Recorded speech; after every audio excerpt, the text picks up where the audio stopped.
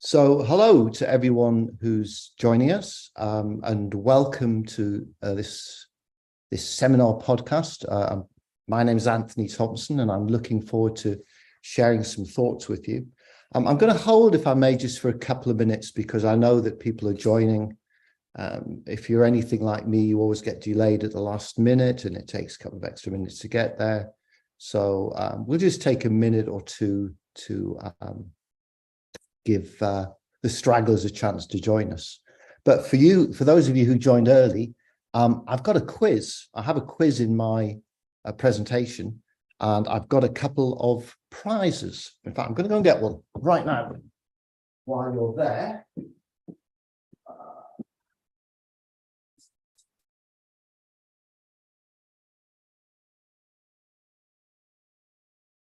oh, annoying, I can't find it.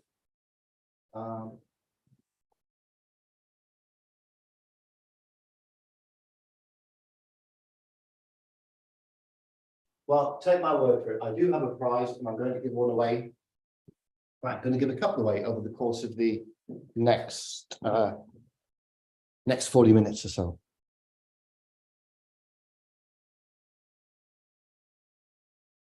So why don't we get started? So thank you for joining me. Thank you for taking some time out of your busy day.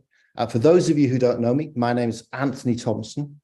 I am an entrepreneur, I guess, by background, but I'm a marketer at heart. As an entrepreneur, I've started a whole bunch of businesses over the last 30 years or so. I built and chaired the first marketing agency that specialized in financial services in the UK. It grew to become the biggest of its kind in Europe before I sold it to Publicis, who was then the second largest ad agency group in the world.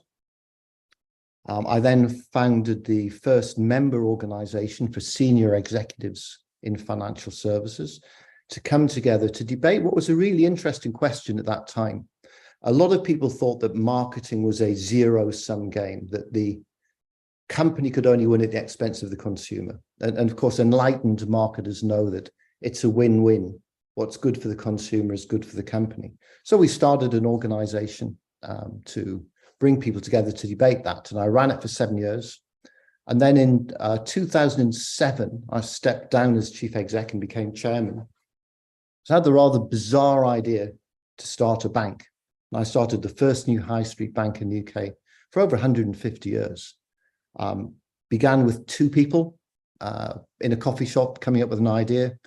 Grew to 3,500 people, $5.5 billion market cap, and was very, very successful. Moving on from there, I saw a distinct change in consumer behavior from traditional banking to mobile banking. So I started the first mobile bank in the UK, Atom Bank, which over the last 10 years has grown to be very successful, very profitable now, and has a market cap of about $1 billion. And about 4 or 5 years ago, I moved here to Australia, which is where I'm talking to you from today, to start the first digital bank in Australia, 86400, which was very successful and acquired very early in our journey by one of the big banks here in Australia for $440 million. So I've built, a couple of unicorns, one half a unicorn, demi-unicorn, I'm not quite sure what you call them. And today I sit on a number of boards of businesses here in Australia and in the Middle East, in Abu Dhabi, in Bahrain, in Jordan. So today is really about trying to share with you some of the things that I've learned over the last 30 years or so. And I've tried to distill it down to probably the 6 things that I think are most important, and really based a lot on the mistakes that I've made over the past 30 years. And mistakes, as they say, I've made a few, some more than once. So let's get into my presentation itself. I'm a marketer by background, as I say. I love marketing. And one of the good things about marketing is we always try and surprise and delight people. So I don't have 6 ideas for you. I've actually got 7, got 3 bonus one. And this is it. It is believe nothing you hear and only one half of what you see. Now may sound a bit of an odd quote to start a presentation with. So actually the quote was originally attributed to the US President Ben Franklin, or possibly the author Edgar Allan Poe. And if you look at the photo on the right, it's me and a chap called will.i.am.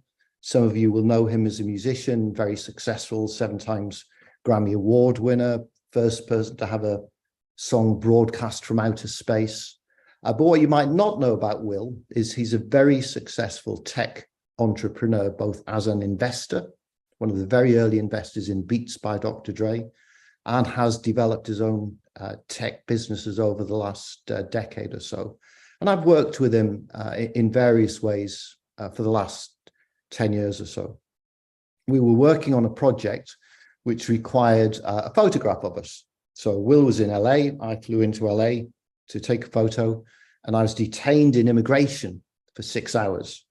So Will, being Will, got bored, went home. When I was finally released from immigration, and I got there, he had taken a photo, and then the photographer took another photo with me, and then put those 2 photos together. So I am not actually in that photo with Will, as it would appear. Now, even I would believe I was in that photo, but I wasn't. So believe only half of what you see and nothing of what you hear. Be skeptical. This is my first point. Don't believe people when they tell you you can't do something.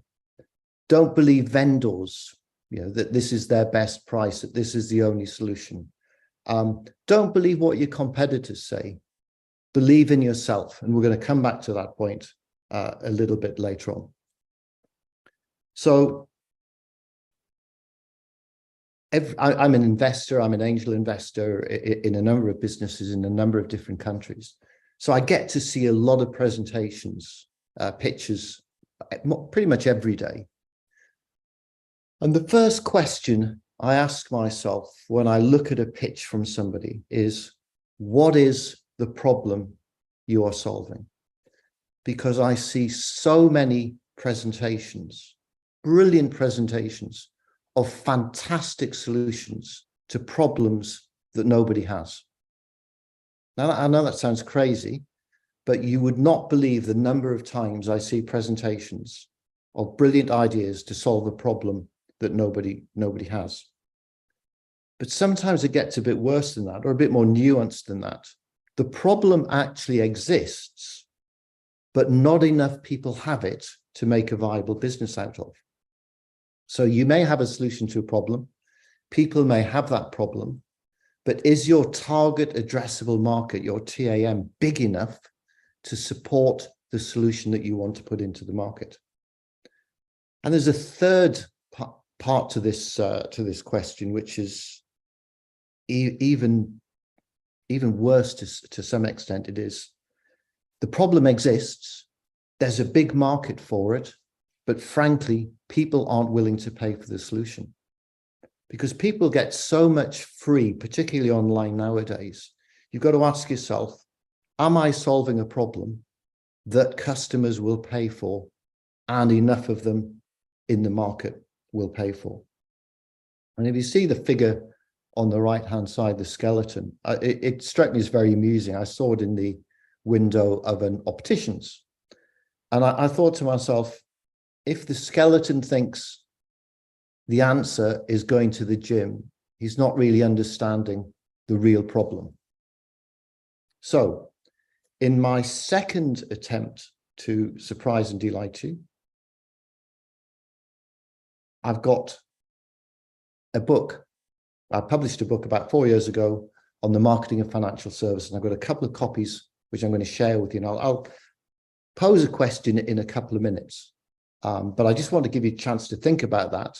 And if you put the answer into the feed, however you're logging into this webinar, the first one that gets it right, we will send out a copy of the book to you.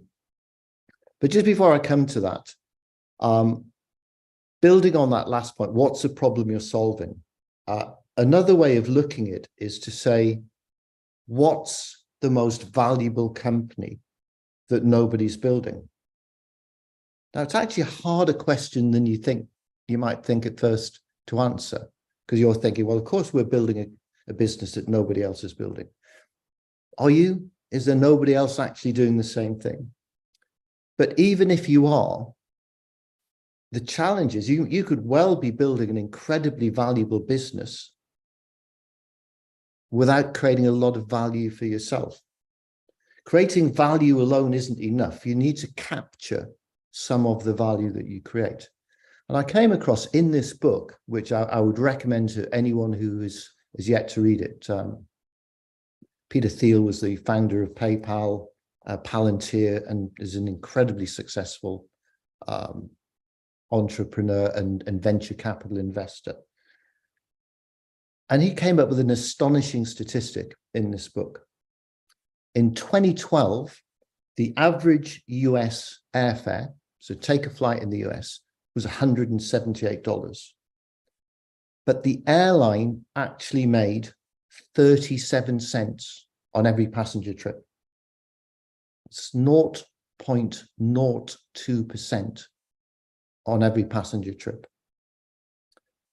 Google in the same year brought in about $50 billion of revenue, but kept 21% of it.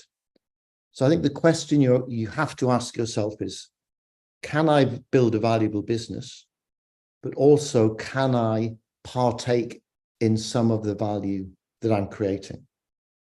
And I suppose another way of looking at it is to say, who is my competition and why are we doing something better than they are? My third point is about the sustainable differentiation of what you're doing. Is your business, is your model sustainably different? Now, that doesn't mean unique. Sustainable doesn't have to mean unique, but it does mean doing something differently. That could just be better than the way other people do it. This is a picture from Metro Bank. As you might recall, I said I started Metro Bank as the first new high street bank in the UK in 2010. And at that time, all of the banks thought that the only thing that mattered to customers was price. So everything banks did was price driven. But of course, what we know is what matters to customers is value. And whilst value is an important part of that price equation, while price is an important part of that value equation, I beg your pardon, it's not the only element of it. In banking, things like service are important to people, convenience is important to people, transparency is important to people. Feeling that you put them first and their needs first is really important to people. So when we started Metro Bank, it was a time when banks were only open from 9 in the morning till 5 in the afternoon. So you couldn't go on your way to work, you couldn't go on your way home. If you went at lunchtime, in your lunch break, the staff of the banks were generally on holiday, taking their lunch at the same time. So to differentiate ourselves, to make our model sustainably different, we started opening at 8 in the morning till 8 at night. So people could go to their bank on their way to work in the morning, on their way home in the evenings. Now, bear in mind, this was before digital banking became the thing that it is today. We also opened on Saturdays and Sundays. So if you couldn't get in during the week, you could go into your bank at weekends. And we allowed dogs into our bank. This is not my dog. I have a chocolate Labrador, but unfortunately, our advertising agency at the time didn't think my dog was photogenic enough. So we had to get an actor dog. So that's an actor dog we brought in front of a coin counting machine. And what we did was, when banks take coins in the UK and elsewhere, they make you bag them up into exactly the right amount of cents or pennies or shekels or whatever it is. And then when you have the right amount and you take them into the bank, they charge you for the convenience of taking your money from you. So he said, this is crazy. And we introduced these coin counting machines. You poured your coins in, you got a slip, you took it, and you either got the cash in notes or you could put it into your account. And you can see the screen, kids could play a game. The more enterprising kids would actually count their coins in advance, put them in, guess exactly the right answer and win a prize, which I thought was great. I thought great sense of entrepreneurship in young children. But I mentioned dogs. And one of the things we did was we put dog bowls, dog water bowls in our branches and little boxes of dog biscuits. And this resonated incredibly with customers. They could bring their dogs in, whereas in other banks, you weren't allowed to bring the dog in. And when we researched this, people said, we love this. Even if we don't have a dog, we love this idea, because what you're saying to us is you as a bank, you care more about us as a customer than you care about the bank, because when dogs come in, they pee on the floor or sometimes worse. So if you don't mind that happening, clearly the bank puts its customers and indeed their pets in front of the bank itself. So, oh, sorry, I missed. Yes, I meant to mention this. So 86400 was a bank I started in Australia. And my question to you for the first copy of my book, autographed if you would like it, although the unautographed copies are rarer, is what is the significance of the number 86400? And what was the problem we were solving? Well, I'll answer the second part. The problem we were solving, research told us that people worry about their money. And if you have no money, you worry because you have no money. But even people who have a lot of money worry about what they do with it. Are they using it most effectively? So our solution to that problem was to say, we will use big data, artificial intelligence, machine learning to look at your money every second of every minute of every day so that you don't have to. Okay. I think hopefully somebody might win that book.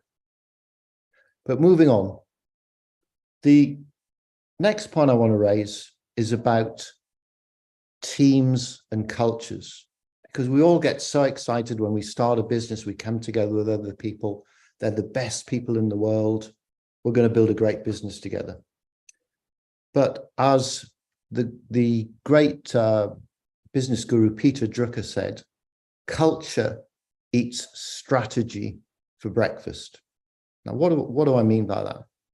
Well, give me a brilliant team and a mediocre structure, a mediocre plan any day of the week over a brilliant plan and a mediocre team, because people are what build businesses. And companies don't have cultures. Companies are cultures, and the cultures are created by the founders. But one of the sad things I've learned over the years is the people you start with, the people that have got you to here, may not be the people that are going to help you grow the business. When you start a business, it's incredibly important. The most crucial decision you will make is the first person, and then the second person and the third person that joins you, particularly if they're your partners in the business. It's a bit like getting married, and sometimes it's harder to divorce a business partner than it is to divorce a life partner. So choosing the right business partner is incredibly important. And as I say, some of the people who are really good at thriving in those early stage entrepreneurial environments where you're making decisions on limited data sets, you're having to work 18 hours a day, you're having to pivot the business. Some people love that. Some people don't like that at all. Some people find it very uncomfortable in that environment. But the people who like that may not like it as you grow into a more mature business, and they may not be the appropriate person. And my only advice was, as I say, the people who got you here may not be the people who will get you there. but always treat them with dignity and respect. So, second opportunity to win a book, if you'd like one. It's called No Small Change. It got to number 43 on the Amazon bestseller business books for a short period of time. And it's about the marketing of money. It's about marketing of financial services. So if you'd like to win the second copy of the book, tell me who this is. Who is this individual?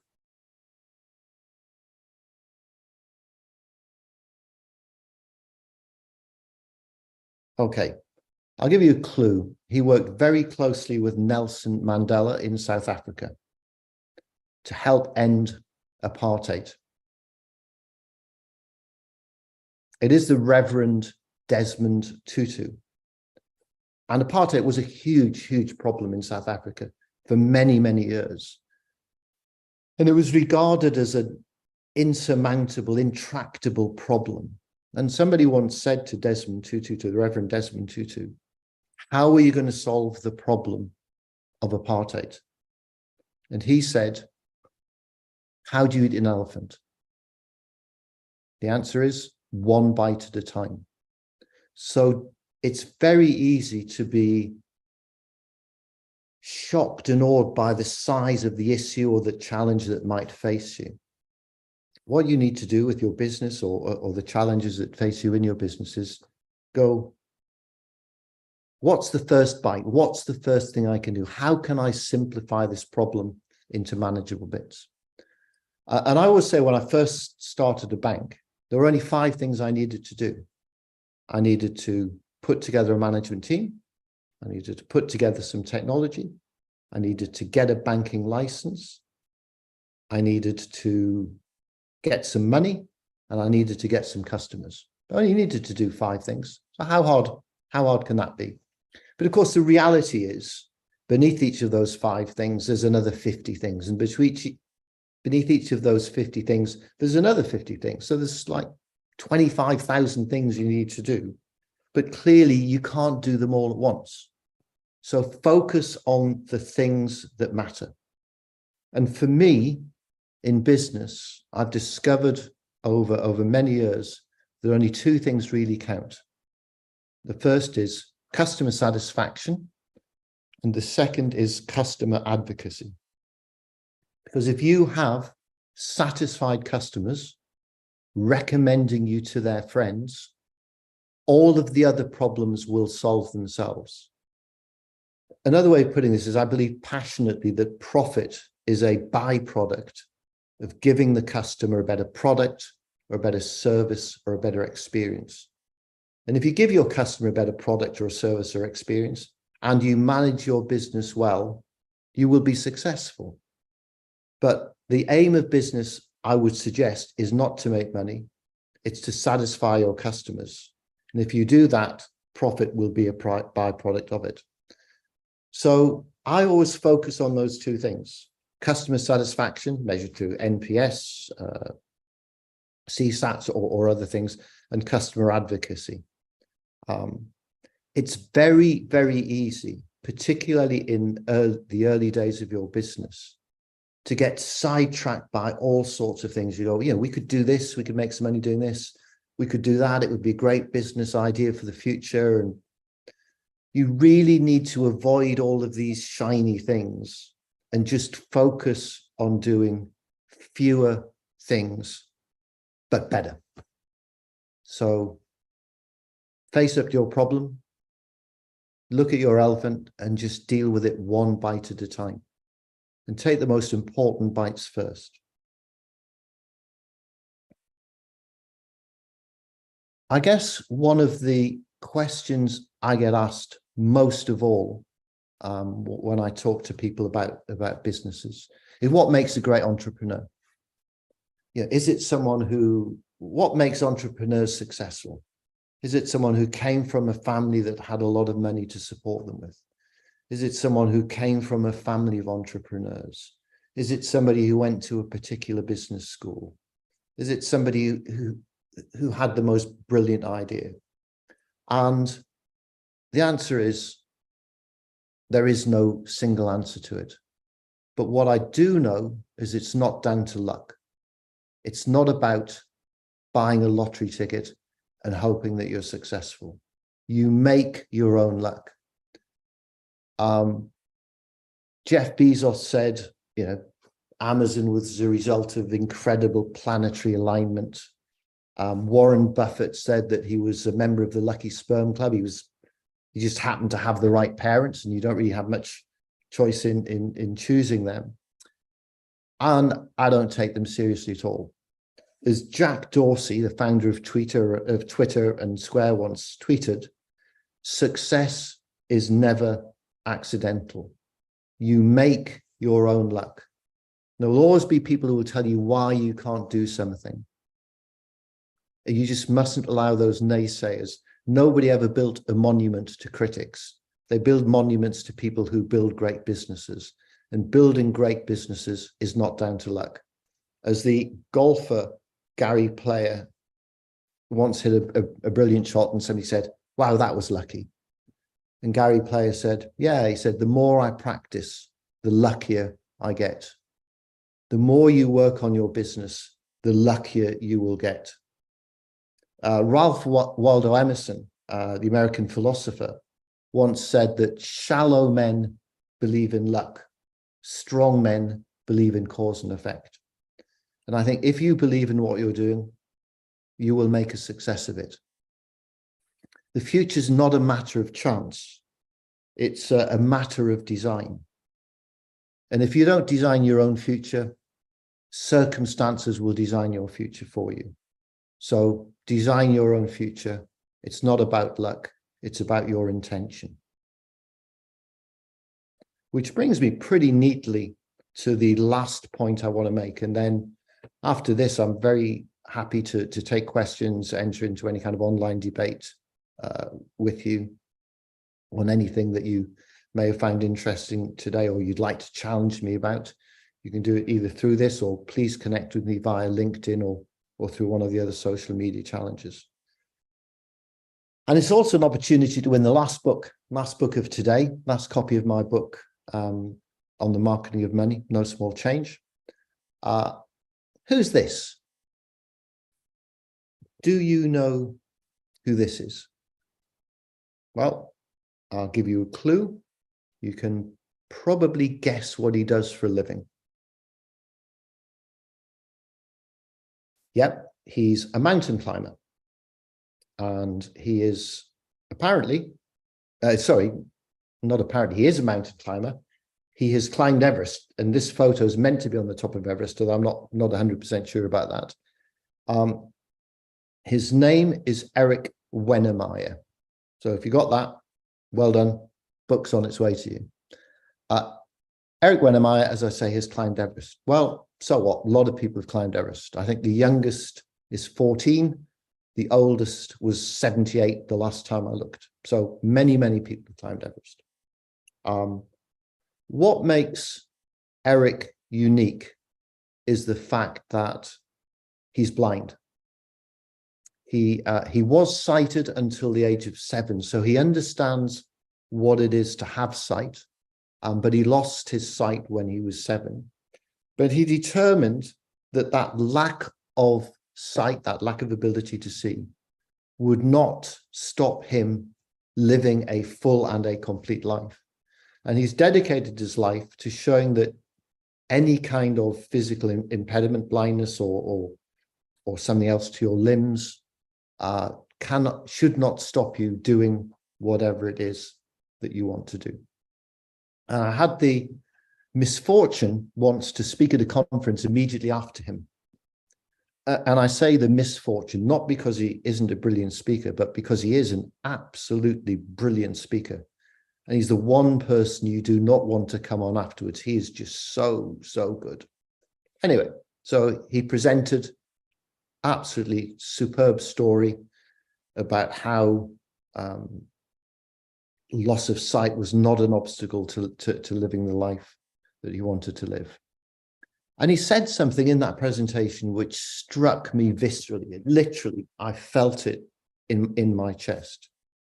He said, Have you heard the expression, seeing is believing? We've all heard the expression, seeing is believing. And what Eric Wennermeyer said was, that's wrong. It's the other way around. Believing is seeing. Believing is seeing. Because he said, if you believe in something, you will see the outcome. Now, it sounds a little bit trite, but let me give you an experience from my own life. Going back to 2007, I was trying to raise $100 million to launch Metro Bank, the first new high street bank in the UK. And it was incredibly tough. Nobody in the UK believed that it was possible to start a bank with one branch that was going to take on the big banks in the marketplace. So we couldn't raise any money in the UK. So we went to America, where there's a history of new banks. There's about 5,500 banks. New banks start all the time. So investors are used to the prospect of new banks. So for any of you who've ever raised capital, you will know that it's a very, very tough job, real hard job. You go and do presentations, sometimes 10 a day, to the prospective providers of capital, and they question you really hard. We were doing roadshows from on the eastern seaboard, from Baltimore to Philadelphia to New York to Connecticut to Boston. But sometimes you'd be in all of those places twice in one day. And then we'd be on the West Coast, we'd be in the middle. We did 3 weeks, 15 days of raising capital. And by the end of the 3 weeks, literally on the last day, we had commitments to $115 million. We were looking for 100. We had commitments to $116 million, in fact. So I left New York on the Friday afternoon. I flew home overnight, got back to the UK, where I was living at the time, told my wife the great news: we've raised the money, we can launch a bank. And on the Monday, Lehman Brothers went bust. Now, some of you may or may not remember that back in 2008. But the financial world pretty much came to an end. That week, of the $115 million, $116 million we'd had committed, 65 million of it disappeared that week. Within 2 weeks, all of the money had gone. We'd spent 2 years getting to this stage. We thought we had the money and it disappeared. In fact, some of the companies who were going to provide the money disappeared. And it would have been very easy to give up at that point, to go, you know, we've tried it, we've given it our best shot, but the world has conspired against us. But I really, really believed in what we were doing. And I could see what this bank would look like if we got it to market. So we bootstrapped, we cut every corner that we could to save money. We just struggled our way through for the next 14 months. And then the market started to open up again. We raised the money, we launched the bank. And as I say, at its height, it had a $5.5 billion market cap. So if I can leave you with one thought, it is believe in what you are doing. Because if you believe in what you are doing, you will see the outcome. So there's so much I'd like to talk to you about, but those were the key points that I wanted to cover off today. Hopefully it's been of some interest to you or sparked some thoughts with you. If it has, I would love to hear them. It'll be great to take any questions that I can right now. But for now, thank you for your attention.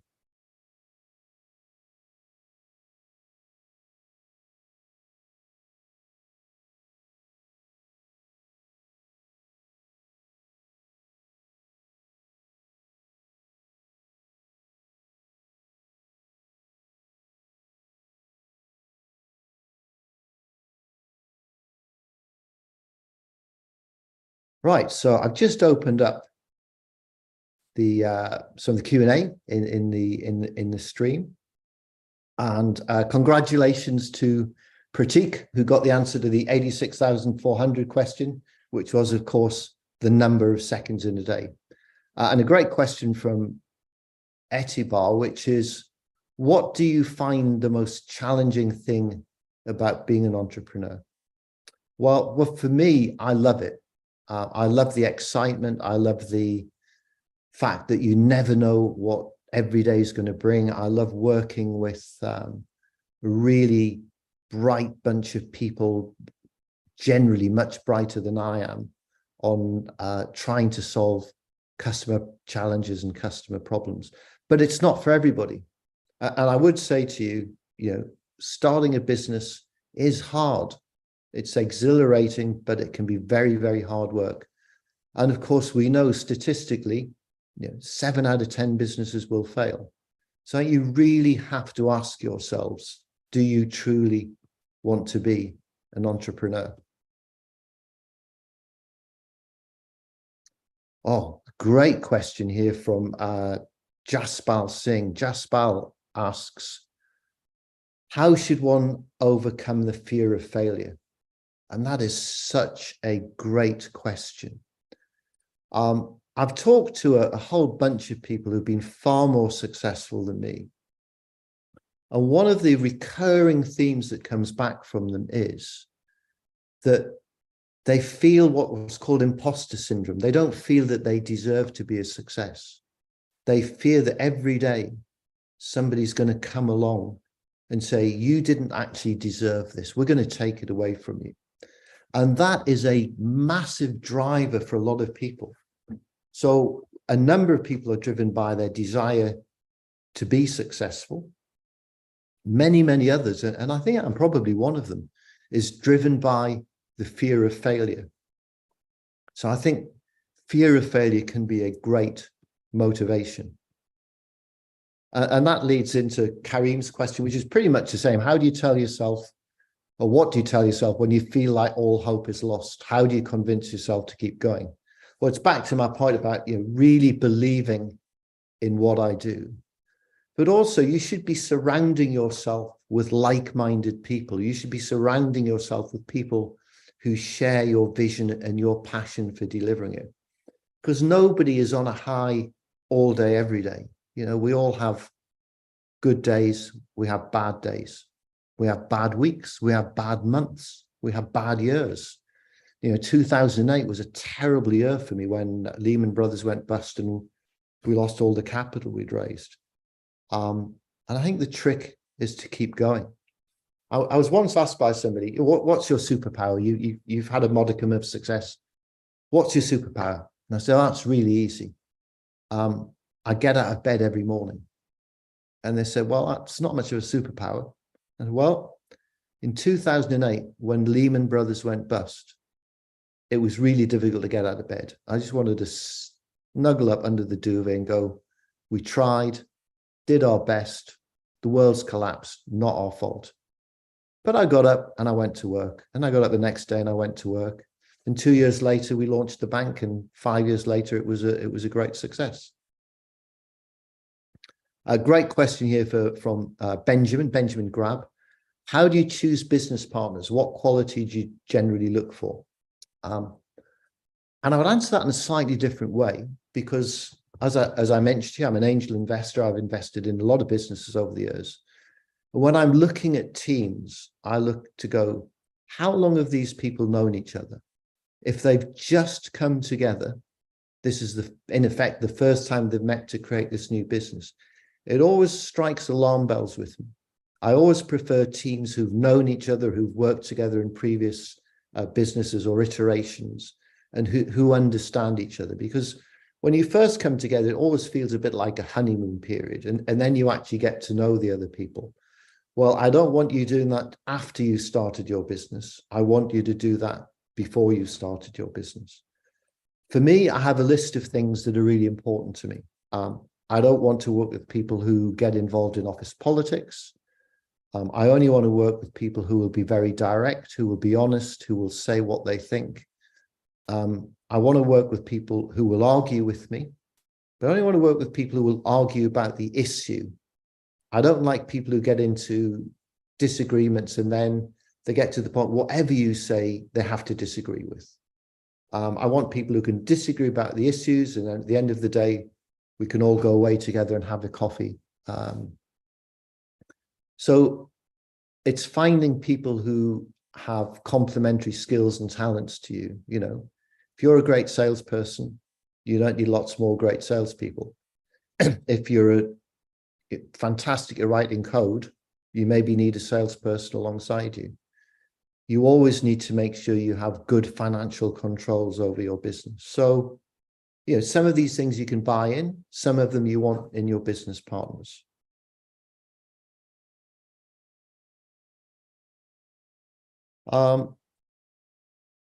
Rania asks, success is in the details. Is that true? And what routine do you follow every day? I think my routine's immaterial, actually, because what works for me, I don't think will work for everybody else. But I think it's about having discipline. It's about being disciplined in your approach to your business. As I say, treating those two imposters of success and failure equally. If you're successful, you still get up and you work hard. If something is unsuccessful, you still get up and you work hard. In the early days, you will probably have to work long hours because there's just no getting away from it. You don't have the resources, the capital, the cash to recruit all of the people that you need. So you're invariably multitasking. But one of the things I have learned, it's about working smarter, not working harder. And as soon as you can, give away all of the tasks that you can't add value to somebody else. Oh, wow. Another great question. These are great questions. Thank you for sending these in. I should have been listening to you guys. How do I stop my personal life from affecting my capacities to be the best entrepreneur I could? And you can't, because your personality is what drives you. I think what you have to do is focus your personality on your business rather than try and suppress your personality. And it comes back to something we touched upon several times here, which is you'll have good days and you'll have bad days. For some people, the glass is half full. For some people, the glass is half empty. Having other people around you who can help you in your personal life and in your business life is incredibly important. I always say that my wife is my business partner. She has occasionally had a business role, but most times doesn't have a business role. But the way that she supports me and enables me to get on with my business life, it is a partnership. So find people in your personal life and your business who you can share with. Oh gosh, there's just so many great things. How do you build your network? People are saying your network is your network. Talk to everybody. You can learn from everybody. You know, still today, I had a conversation this morning with a guy. And I thought, wow, this is really interesting. Yeah, I'm always learning. My joke is I still haven't decided what I'm going to be when I grow up. Use every opportunity to talk to people. Help people out. Life's a two-way street. Don't always feel that they've got to be giving you something. Be free in supporting other people. I genuinely believe that what goes around comes around. So engage with other people. Find out people who have similar interests, similar business categories, similar sectors. There's always incubators. There's always accelerators. There are lots and lots of entrepreneurs clubs. You know, get involved, get engaged with them, but make sure you're committing to them, not just you're taking from them all of the time. Whoa.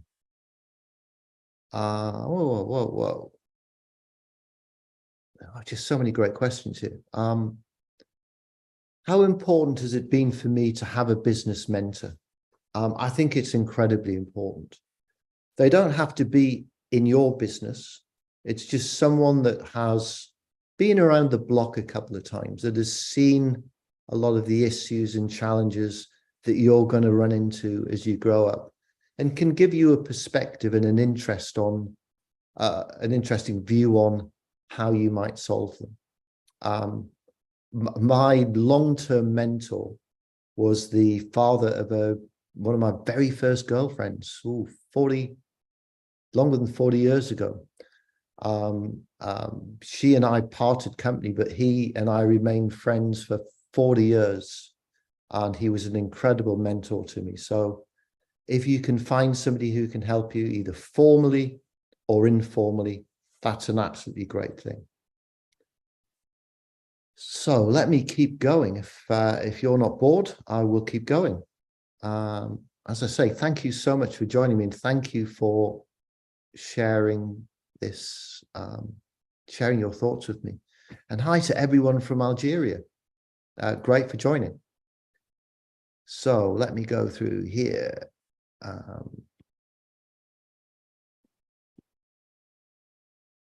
Yeah, some of these are repeating themes that we've talked about already. I'm a new CEO in a technology business running a team across many countries. How can I improve the culture in a remote environment when we don't get to see each other? Answer, get to see each other. Get out there, meet those people, talk to them, understand them. There is a great American Indian saying, to first know a man well, you must walk a mile in his shoes. And I think that's such a great living expression. To know a man well or a woman well, walk a mile in their shoes. You've got to live in their lives. You've got to understand these people.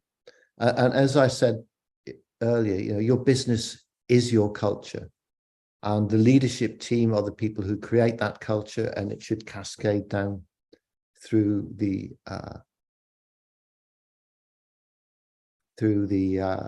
organization.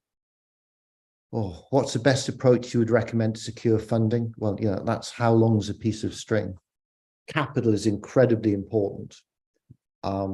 You've got to demonstrate to the providers of capital what you're going to do with that money. What kind of returns are you going to give them? Because this is high risk money. There's no point in saying to somebody, give me your money and I might give you 2 or 3 times your return. Most venture capital investments fail. So venture capitalists aren't looking for the one that'll return 2 or 3 times the money. They're looking for the one that'll return 10 times their money or 100 times their money. They're looking for the next Google, the next Uber, the next PayPal, the next eBay.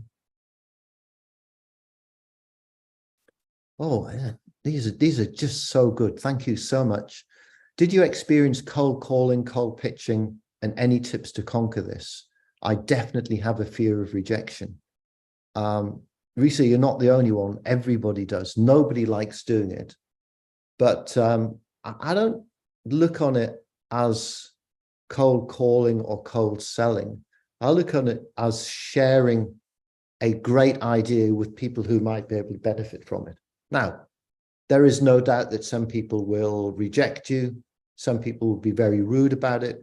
In my experience, most people will give you a good hearing. You just mustn't abuse that. So make it clear to people why you want to see them.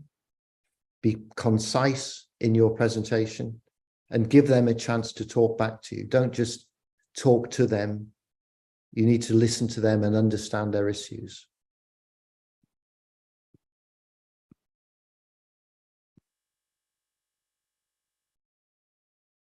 Yeah, so I'm just keeping going through these. Do you have any advice for an entrepreneur who's still on a 9-to-5 job and truly wants to transit to a full-time entrepreneur? I'm going to end on this one because I think it's a great question and I don't want to take up too much of your time. I see this a lot as when I'm asked to invest in business, people saying, look, if we're going to give up our day job, we need to cover our salary because we've got a mortgage or we've got kids' school fees or we've got blah, blah, blah, blah, blah, these these things to pay. And basically what they're saying is, I want you to give me my salary while I grow my business until it's successful, and then I can reap the rewards. And you go, I don't think so. Yeah, I want to see some skin in the game from you. And if you truly, truly believe in your idea, you're going to give up your day job, or maybe you're going to start your idea in the evenings and weekends, and you're going to work 20 hours a day between your full-time job and your gig idea until you get it off the ground.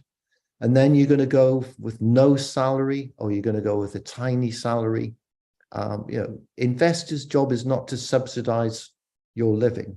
It's to invest in growing your business. And I once talked at a conference, I said, what's the longest anybody's gone without taking a salary? And I think the longest I've gone in a business was about a year from memory. Somebody went 6 years before they actually took any money out of their business, which I thought was quite remarkable. So it's a tough choice, but you've got to decide.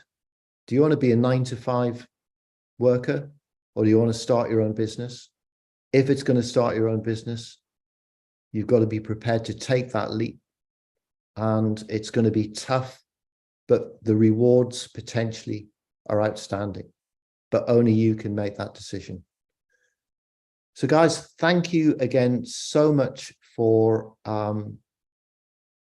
taking part. Thank you for listening to my presentation. Any more thoughts, please do feed them through to me. Do connect with me through LinkedIn or other social media channels. And I look forward to hearing from you. And thank you for those great questions. I've learned a lot from them. Thanks, everyone.